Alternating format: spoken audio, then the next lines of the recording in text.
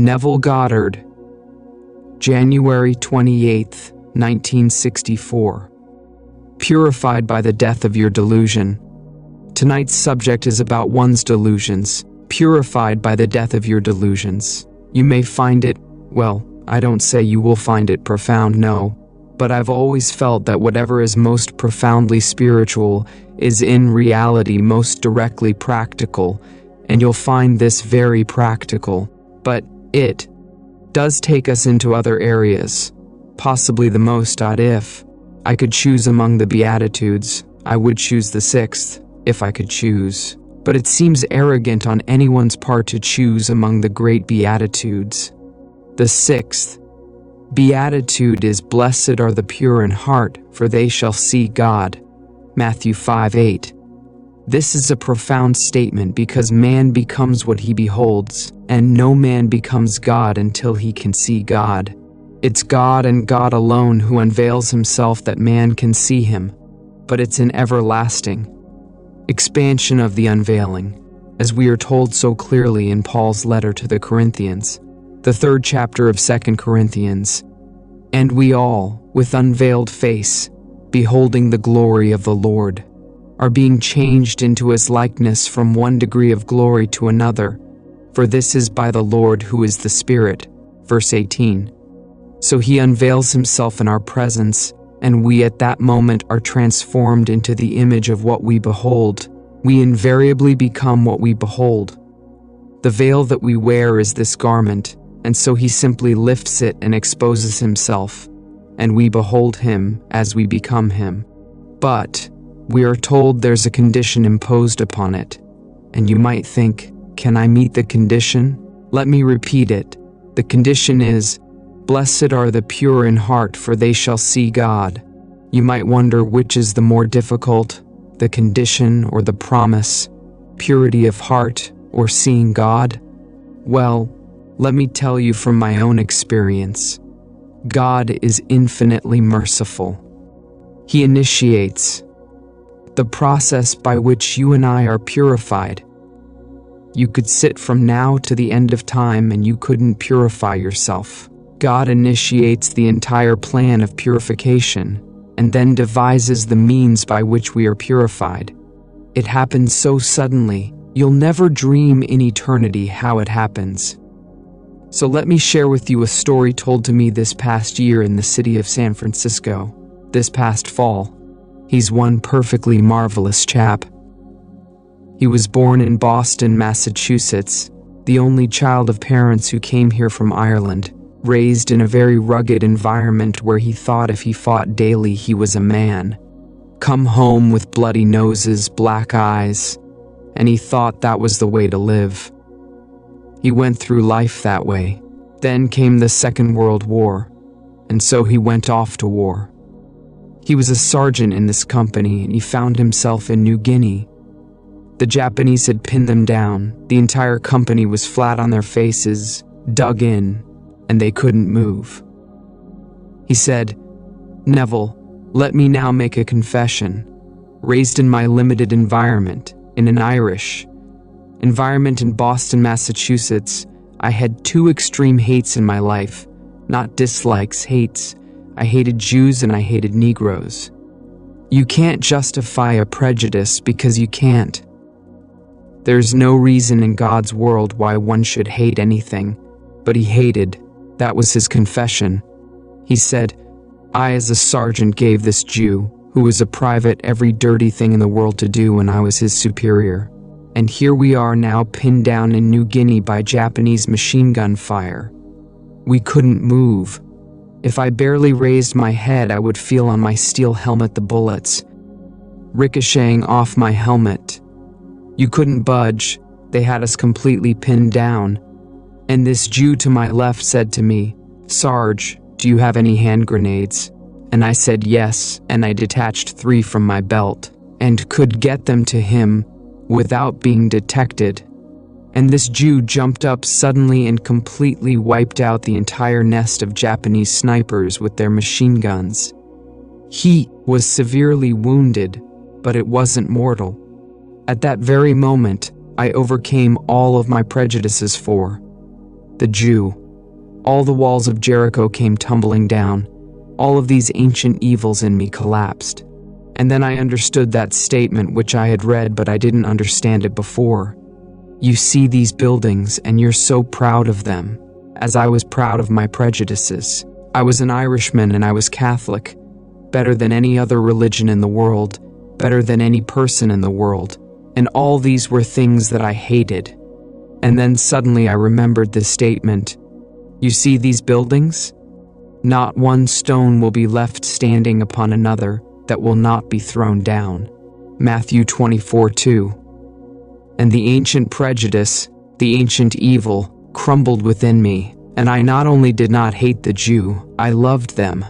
So when I came back to this country and worked myself into a position where I had my own business in masonry, bricks, mortar, everything that went into the building of a building using masonry I supplied in San Francisco. And the Jew got the first chance at any job available. Then came something that happened by accident seemingly, and some explosion took place in the factory and I am burning. My body is aflame, my overalls are burning, and all of the Caucasians in the place, they didn't rush to save me.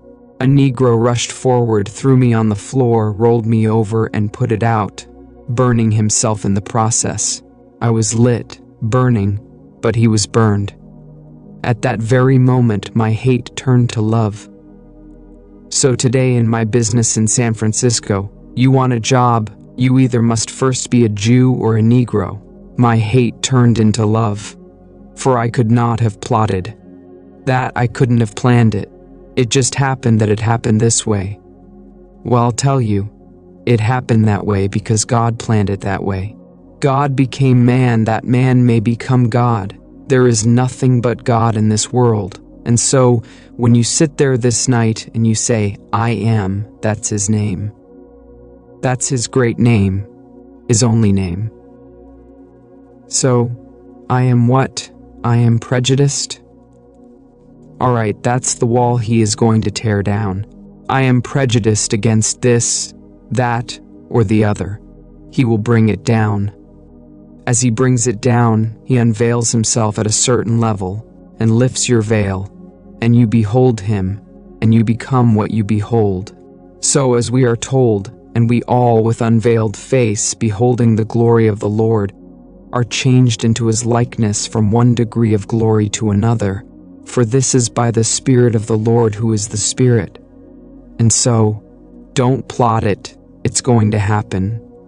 If tonight you're prejudiced, may I tell you, you are not outside of salvation. God has plotted the way of salvation for you, and will place you into a situation just like this chap. His name is Bill Donovan. You can't get a more Irish name. Well, here is Bill, and today you couldn't meet a nicer person. But to show you how he was really searching for God, when he came west he went alcoholic.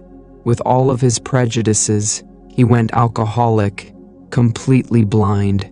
He was searching for the Spirit, and he saw the false spirit in the form of alcohol. He didn't know it, and then he joined AA. And for the last dozen years, Bill hasn't touched a drop. Took me out to dinner. He knows I take a drink. He said, Neville, you have all you want. But Becky and I, his wife, we never touch a drop. We both were AA and met in AA because of our problem. I didn't tell him then that he was searching. He knew it in the depth of his soul. He was searching for God and saw God in some spurious form of alcohol. That's really what it is. It's simply another form. It's spirit, the same word spirit. Spirit is alcohol. And so, he was searching for it and saw it in a form that was false, and then joined it. And now today you couldn't in any way tempt him to take one little drop. He just doesn't want it. But he overcame the prejudice, and then all these things crumbled within him. So I say, if today you are prejudiced, don't be concerned. Everyone in this world is prejudiced, and these things are built around them that God may awaken. So you are placed into an environment where you don't know it. He was brought into this little environment in Boston, surrounded with a certain prejudice, a hatred, and he grew into it. And then God placed him in a certain environment where the two he hated most were his saviors in this world. The Jew saved his entire company, and the Negro saved his personal life. And today the two are the most employed in his very successful business. So I say it works this way. So don't be, if you have it this night, don't be concerned. God will plot it, God will plan it. The initiative for man's salvation is with God. And may I tell you, it isn't prompted by any good deed that man has done. Man's salvation is by grace and grace alone. No one can earn it. No one in this world is good enough to earn salvation. Salvation is becoming. God became man that man may become God. And it's a series of unveiling, where suddenly man awakens to find himself transformed, this finite, fallible being transformed overnight into an entirely different being. And yet, the veil has not been completely lifted. Another veil, and still another veil. For truth is an ever-increasing illumination, but it is all man. So here man is purified by the death of his delusions. But listen to this carefully, for this is from the greatest in my mind, the greatest mystic that ever walked the face of this earth, William Blake. He claimed that the entire poem Jerusalem was dictated by God, so he claimed. I wouldn't question Blake's right to make that claim. He makes it not only in the poem itself, but in his letters to his friends, and they're all on record. Well, here is his statement. He claims it was dictated. Then those in eternity who contemplate on death said thus, who are they in this great eternity who contemplate on death, and what is the death on which they contemplate? May I tell you, the beings contemplating are those who said, let us make man in our image, the Elohim, the gods. Let us make man in our image by the same process of unveiling ourselves, and because man becomes what he beholds, they'll become us, as I unveil them, as they become pure in heart. And those in great eternity said thus. And what did they say? They are contemplating on death. You might think of death when you see someone go into the grave. That's not death. This is the grave. Everyone seated here seems so animate, so alive. These are the sepulchres of God. God is buried in every child born of woman, and that's the grave that these in great eternity contemplate. And those in great eternity who contemplate on death said thus. Now listen to it carefully. What did they say? What seems to be, is, to those to whom it seems to be, and is productive of the most dreadful consequences to those to whom it seems to be, even of torments, and despair, and eternal death. But divine mercy steps beyond and redeems man in the body of Jesus' Jerusalem, plate 36. And then the whole vision returns to its perfection, length, breadth, and height take on the original. Divine vision. Come back to the statement that he is now saying. What did he say? What seems to be?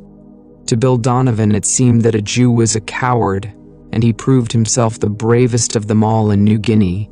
To Bill Donovan what seemed to be, is, to those to whom it seemed to be, the Negro was below him in courage, and in intelligence, and in everything, and he was his savior. When no white man came to save him, the Negro walked forward, threw him on the floor, and rolled him over, burning himself in the process, and saved him. And he overcame at that very moment all hatred. So go back. What seems to be, is. What it seems to be, is. To those to whom it seems to be, and is productive of the most dreadful consequences to those to whom it seems to be, even of torment. Wasn't that torment? A man living with a prejudice. Isn't he tormented? Anyone in this world with a prejudice, isn't he really living in hell? And doesn't he despair? Can't get out of it? And it is eternal death, and they are contemplating on this eternal death. But, and this is our great comfort, the divine mercy steps beyond and redeems man in the body of Jesus. He plots a play by which man overcomes his prejudice, where the walls of Jericho fall and the ancient evils crumble. And suddenly, he can unveil you. And that moment he unveils you, you see him who unveils you, and you become what you behold, one step higher. And then another play, and still another play. And we go on forever and forever becoming God, for God actually limited himself to man. He became man that man may become God. So all of us in this world are one. There's only one. There's only one God, there aren't two gods. As we're told in Zechariah, and the Lord will be king over all the earth. On that day his name will be one, and the Lord will be one. Only one. And he set up the only way in this world that he could. Reveal the oneness of us all. There is only one way that he could ever reveal that you and I are one. I answer to the name of Neville. You say Neville and I will say yes. Then all of a sudden I say Charlie, and someone present Charlie, you'll say yes, I'm here. And we seem so different, so distinct, and we're unique in the eyes of God as separate visions of God. And yet I tell you, we are one. We're actually one, because we're all being unveiled as God. God only has one son, only one son, and that one son's name is David. At the moment of the unveiling, he unveils David, and then you see the relationship between yourself and David. And you look right into the eyes of David, and he calls you Father, and you know, there's no doubt in your mind of this relationship. We are Father-Son. You go back into the ancient scripture, and you read that, "Thou art my son, today I have begotten thee," Psalm 2:7. It's to David these words are spoken. And you know in the depths of your soul, every being in this world will one day be unveiled in the presence of David, and David will call him Father. If David calls you Father, and he's already called me Father, are we not one? There is no way in the world that God could ever reveal the unity of humanity save through a Son.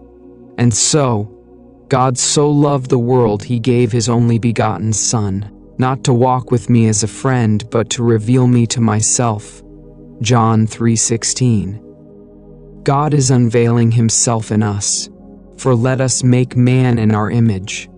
If I am the image of him, and I am he, then I am the father of his son. He can't make me less if he fulfills his purpose. And it's God's purpose to give himself to man, and so completely give himself to man that there is no one in the world. Simply God and that man. And finally only that man. God completed the gift, and he is God. So God becomes man that man may become God. And it's the unveiling process. And the only way in the world he can reveal the gift is through his Son. So we are told, no one knows who the Son is except the Father, and no one knows who the Father is except the Son and anyone to whom the Son chooses to reveal him. Matthew 11:27. So when the Son chooses to reveal himself, the relationship is Son-Father. It will happen to every being in this world. So, until it happens, we have our prejudices, we have our superstitions, we have our grand buildings, and we're so proud of the buildings. But God sees the heart.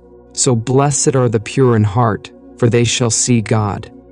We think a man, because of his greatness in this world, he may be a very good soldier, a very good banker, a very good scientist, a very good, and you name anything in this world, artist, and he need not be a good man.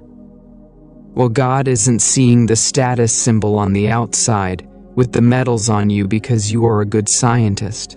And maybe you'll win the prize this year and get $50,000 from some great foundation. and the world will hail you because you did in the eyes of the world appear as a very good and great scientist. But God sees not the outward appearances. God sees only the heart.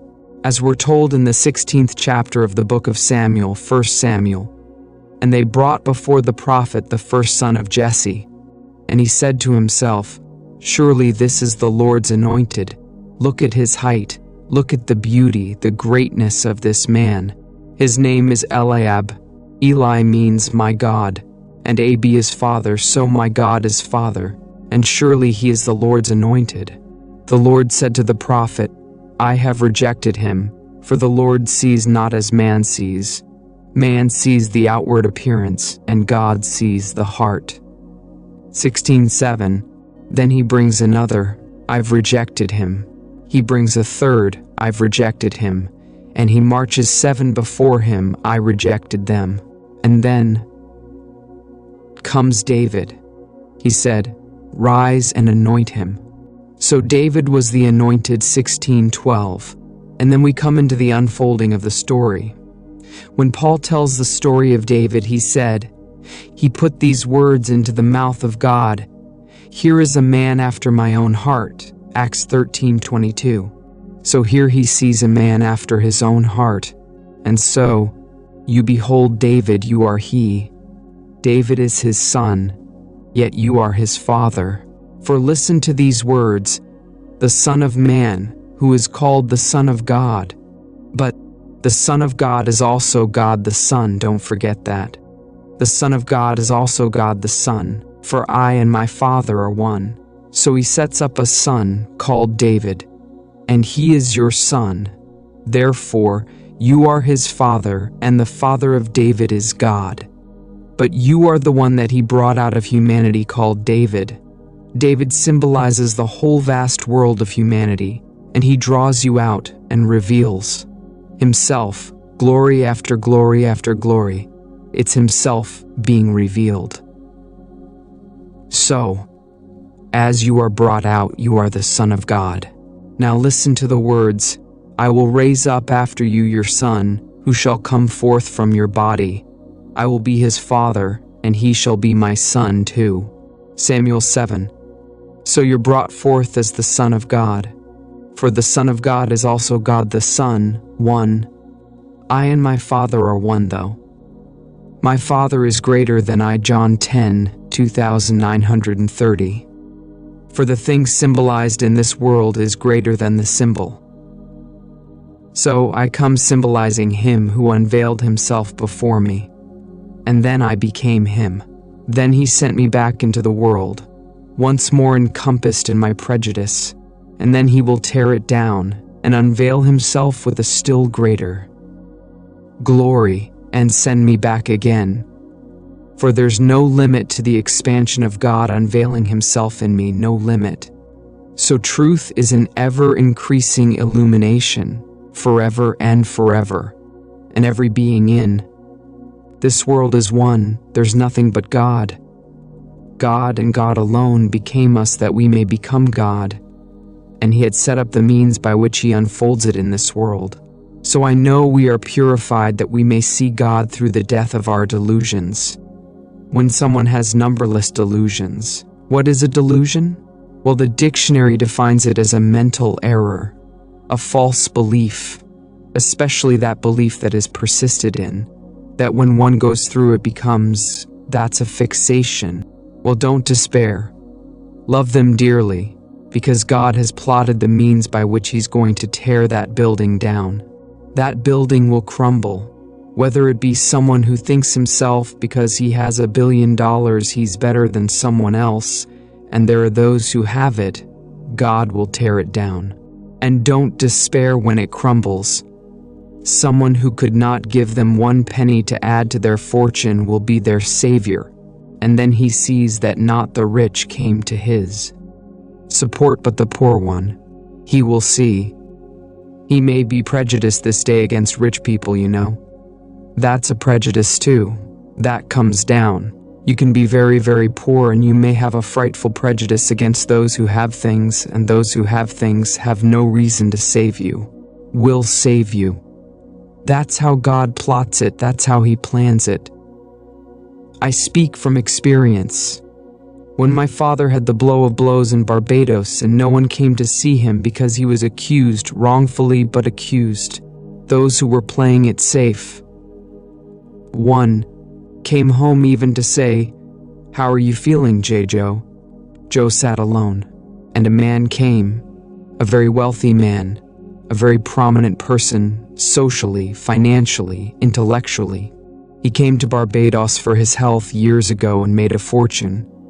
But he came out as a perfectly trained gentleman from England.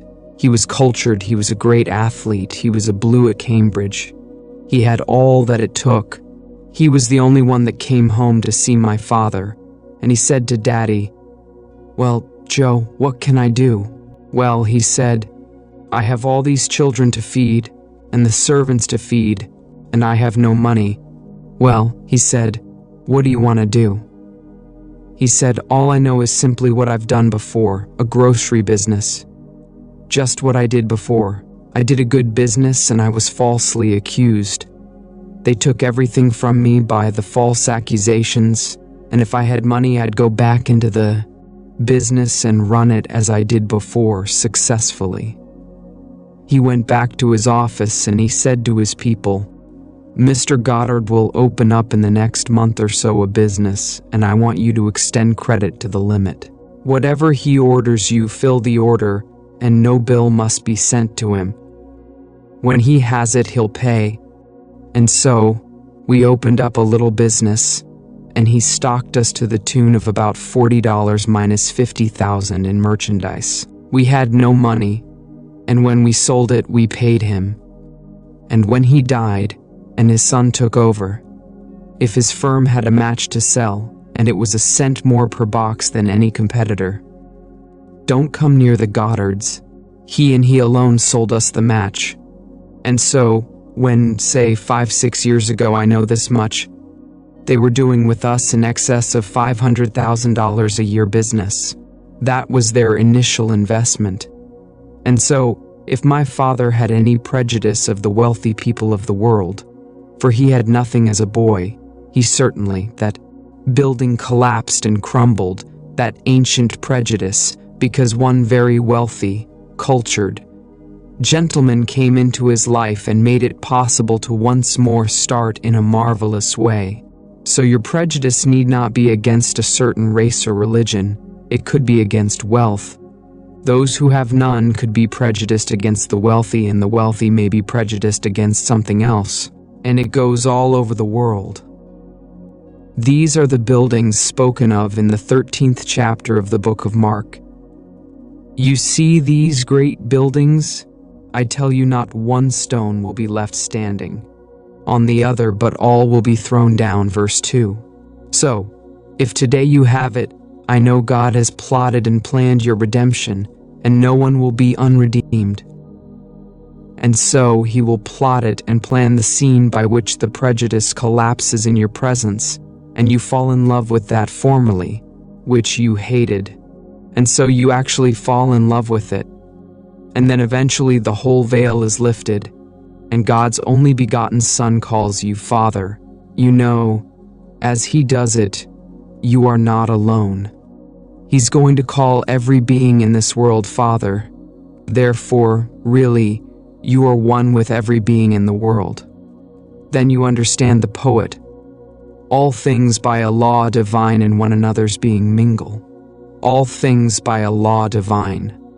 So every being in this world is actually interwoven. And so when Donne wrote the words, "I am involved in mankind. Every man's death is the death of me. Never send to ask for whom the bell tolls, it tolls for me." You read that something happened today across the water and someone was killed violently. Don't ask for whom the bell tolls, it tolls for me. Well, I'm involved in mankind, and every man's death is the death of me. For there's nothing but God buried in these graves in the world. So, those in great eternity who contemplate on death said thus, and listen to it because it works in the most practical way on this level. What seems to be, is, to those to whom it seems to be. and is productive of the most dreadful consequences to those to whom it seems to be, even of torments, and despair, and eternal death. Let us stop it there now. If it does this with torments and despair and eternal death, it will do it with joy and everything else in this world. So, what seems to be is to those to whom it seems to be. I wonder what the feeling would be like were I the man that I want to be. Suppose now that I had, and I name it, X number of dollars a year, and I name it, all things being relative. Suppose now I took just an outside figure. I had $35,000 a year. Well, living modestly as I do, wouldn't that be wonderful? $35,000 a year. Well then, what seems to be, is to those to whom it sees to be, and is productive of that which it seems to be.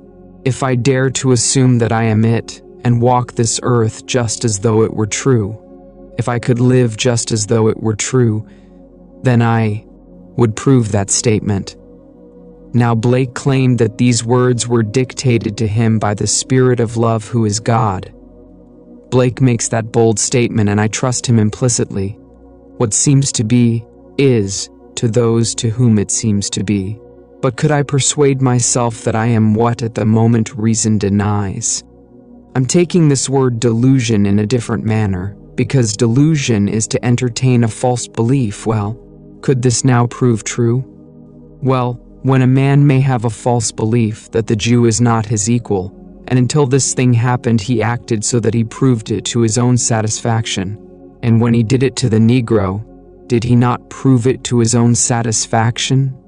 Well, now we take the same principle, what seems to be, is, to those to whom it seems to be, and take it in a different light and prove it, though the whole thing will fade in the end. For in the end all will fade, and only God remains. You will remain, but everything else will go. All your buildings will collapse, whether they be made of gold, silver, precious stones, wood, hay, or stubble. All will collapse, but you will remain, the builder. So I can now build using the same principle. What seems to be is, to those to whom it seems to be. Well, can I not assume that things are as I would like them to be, for myself, for you, for anyone else in the world? And as I do it, a friend of mine this night before I came on the platform, he said he's been working on himself towards actually feeling the good of another. After all, he's working with others. It's up to him as a good man in his company to congratulate a salesman who brings in a big deal. But he said, you know, in the past I must confess there was a certain envy on my part when I heard of a great sale on the part of another. I wanted to congratulate her, or congratulate him, but I couldn't deny in my heart I wish I had done it. But when I could really let go and sincerely mean it, and say, I'm doing it all in my mind's eye, I didn't do it physically, I did it in my mind's eye, and really felt it. This past week a lady comes in having closed a $50,000 contract. Now, he said, I know that's a tremendous amount of money for her, and I said to her, thrilled, I am not envious. I am thrilled that she could close that deal. In the past there was a reservation.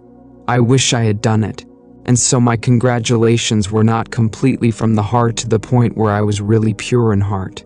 But now he knows. You can congratulate every being in this world for every good thing they do, because it's yourself. There's only one in this world, only one God, and one God became the seeming many. The stone became fragmented into unnumbered parts with different pigments. Some wear white pigments, some red pigments, black pigments, brown pigments, but only one in this world, all fragmented. And in the end, the Lord will be one, and his name one. And may I tell you, that name, although the grand name is I Am, which is called Jesse, there is another name given to it, a glorious name, and that name is Jesus Christ. People don't believe it, but that name is Jesus Christ. It is I Am, granted, But if you read the story carefully, he reveals the grand I am. I am the door. I am the true vine. I am the way. I am the life. I am the truth. I am the resurrection. It's the same grand I amness, but the name is a glorious name, and the name is Jesus Christ. Don't make a fetish of it, for he became you. He's unveiling himself in you, and when he completely unveils himself, you are Jesus Christ. That's the story. Now let us go into the silence, and let us believe that what seems to be is to those to whom it seems to be. And may I suggest that this night you take the most glorious concept of yourself. I don't care what it is. Make it bigger than you now even hope to realize, because all things are possible to God. Whatever is your present ambition, make it a noble ambition, but make it bigger, and then try to persuade yourself, as we go into the silence, that it is true.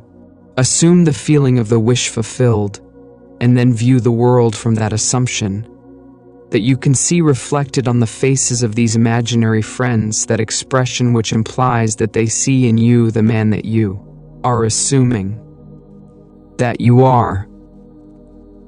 Now let us go. Now first, may I call your attention to the book table. As you know, every book on that table I recommend. My books are there. My friend Freedom Berries is there.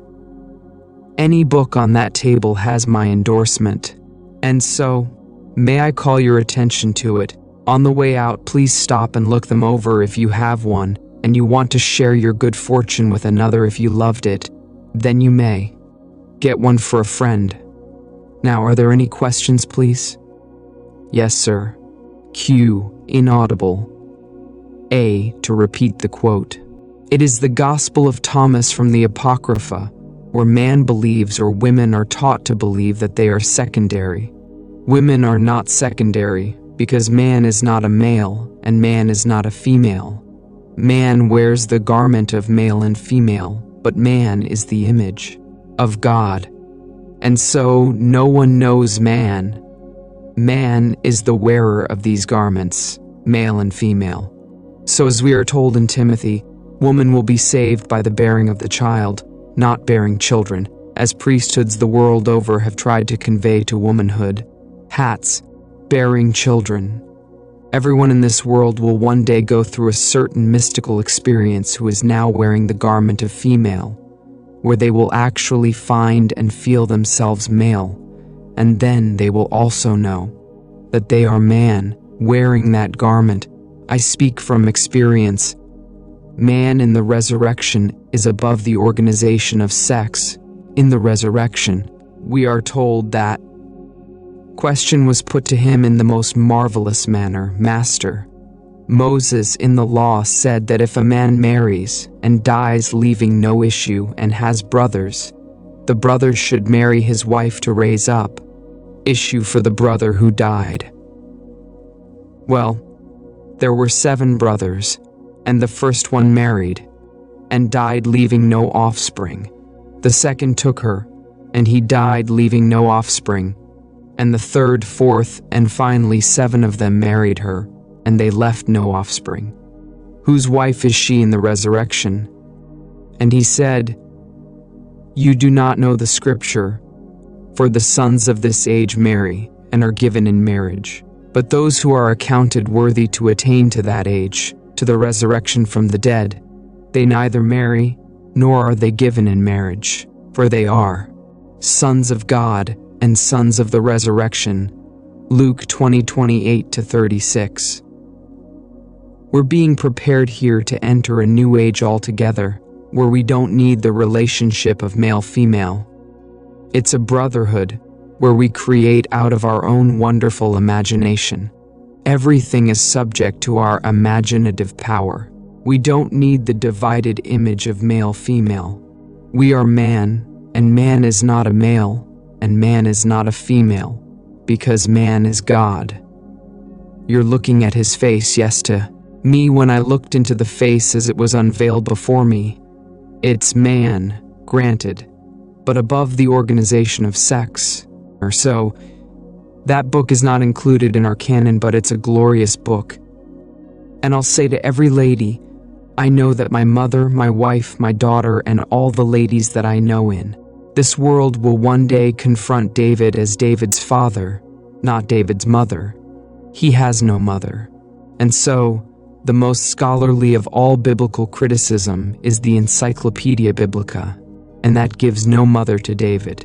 And the manuscripts, the oldest known manuscripts, mention no genealogy outside of a father whose name is Jesse. And the word Jesse is any form of the verb to be, I am. That's what it means. So, whose son are you? I am the son of your servant Jesse, 1 Samuel 17:58. In other words, I am the son of I am. He comes out of me, and so he looks at me. Well, I am his father, therefore, he's the son of the being that I am. Whoever I am.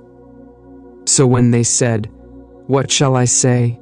Just say I am who I am. Exodus 3:14. He didn't say what it is. I am what I am that I am what I will be. So, he turns to me and calls me Father, and so he is the son of the being that I am, whatever that being is. So that's the name. No mother, just the Father. So every being in this world, male or female, will one day have the experience, the thrill of thrills, to be called Father by God's only begotten Son, Psalm 2:7, and then he will know that he's God. There's no other way to know he's God unless the Son reveals it, for no one will know the Father unless the Son reveals him. So he tells us in the 14th of John, no one comes unto the Father save by me. Any other questions, please? Q. Your idea then is purification consists in ridding oneself of delusions? A. Yes, sir, definitely. And yet, as I said, if it is a very difficult thing, don't despair. God has plotted and planned the way that that building, that ancient prejudice, will crumble. He will put you into the position where the one that represents that prejudice will be your savior, as it was in my friend's case, Bill Donovan. And Bill today, you couldn't meet a nicer person. You could hardly believe that he was that violent creature who fought all over Boston and thought it marvelous to be always fighting, coming home with black eyes and all kinds of things. He thought that's the way that one should live. To prove yourself a man, you must fight all day, so go into the street and fight. If he found a Negro, he would fight. If he found a Jew, he would fight and come home to his mother with a black eye. But she was just as prejudiced as he because they were the best. First of all, they were Irish and they were Catholic. Well, you can't get any better in the environment of the Irish Catholic. That's part of the setup. So he had to prove to himself that that's not really God's only begotten child, that everyone is. And so this thing happened to him. But he was big enough to tell me. For one night in San Francisco, last spring, I was talking on how man overcomes these strange delusions, and I was using stories. Then he said to me after the meeting, Neville, are you free for dinner tomorrow? I said I dine very early because I take the platform at, well, he said, I'll eat as early as you. You want to make it 5? I said yes. So he and Betty and I went off to a very lovely French restaurant. And then he told me this story, told me this perfectly marvelous story. When you meet Bill, you couldn't meet a sweeter, kinder person. His story is the one I told here the other day. He went off to Mexico, the boat went off to sea, and he reenacted the scene as though it were now anchored safely on the beach. And then he plunged in, bravely, into this ocean, and here he is going to drown when suddenly a wave lifted him up, and he sees a boat that should not be in the area with 3 men aboard. He screams on the crest of the wave, and they came, and that's Bill. So you see, everyone is not only redeemable, everyone will be redeemed. They got him, took him out to sea, and brought back the little boat that was drifting away. So this moral purity is not sexual, having to do with moral perfection, because the word pure in Semitic speech includes mind and emotion, and has no reference whatsoever to sexual morality or any moral perfection, none. It's a prejudice that God is seeing. Because who is going to lay down the foundation of what is right sexually? What person in this world would dare to set himself up as the criterion of what is the right thing from a sexual point of view? To those who become celibate, either because nature made them that way, or they thought they could obtain the kingdom of heaven by becoming emasculated, and there are others who go through other forms of it, but it hasn't anything to do with any moral or sexual perfection, because who is going to set up the standard? It isn't that at all. It's this strange, peculiar delusion that is a prejudice, a fixed false idea that will crumble, and God will see that it will crumble. As it crumbles, he unveils himself. As he unveils himself, you become the one that you behold, so that's one more glory you are. So read it carefully in the 3rd chapter of 2 Corinthians, I think it's the 18th verse, that wonderful unveiling of God, from one glory to another. And this is done by the Spirit, so no one can brag, no one can boast, because it's God and God alone who plots and plans the whole thing. In the end, we're all one. What a play, what a glorious play. That's why the cry at the very end, Father, forgive them, they know not what they do. Luke 23, they don't know because we are completely veiled. But you take tonight's story. What seems to be is, believe me, to those to whom it seems to be. Whether we are prejudiced or you dream of good fortune, you dream of lovely fortune, what seems to be is believe it. I'm from a background where I'm a son of one who didn't have 2 pennies to rub together, and 10 children to feed, and a wife, and himself, and a mother-in-law, and servants in the house, and not 2 pennies. But what seems to be is to those to whom it seems to be. So when he died 5 years ago, he could leave quite a fortune to his children, so that the speaker, if he so desired, need not work. If he so desired. But I'd rather drop dead this night than not do what I'm doing. The day that I'm not doing what I am doing, don't let me just live on what he gave me. Let me make my exit tonight. Perfectly all right, I know exactly where I'm going. But to remain here just because I could afford to eat and vegetate, I don't want that. I want to be here as long as I can do it. But the day I can't do it, just let me not vegetate. Let me make my exit from this world. But he left me all that it takes to live graciously in this world of Caesar without raising a finger. Good night. Now let us go into the silence.